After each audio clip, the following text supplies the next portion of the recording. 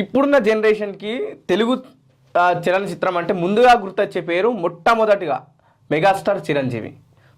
Megastar Chiranjeevi అంతగా ఏం చేసిండు?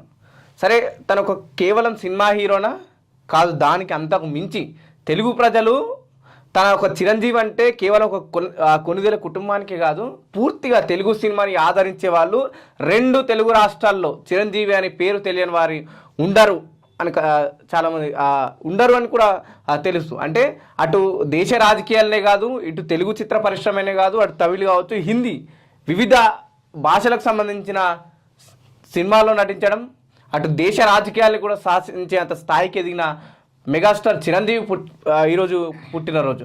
ఖచ్చితంగా తన గురించి మాట్లాడుకోవాల్సిన అవసరం ఈరోజు ఉంది. అంటే వాస్తవంగా కూడా చిరంజీవి గారు 70వ పుట్టినరోజు జరుపుకుంటున్నాడు. మనకు ఆ తరం అంటే ఎన్టీఆర్ గారు, ఏఎన్ఆర్ గారు, కృష్ణ గారు, అప్పట్లో ఆ జనరేషన్ లో వాళ్ళే.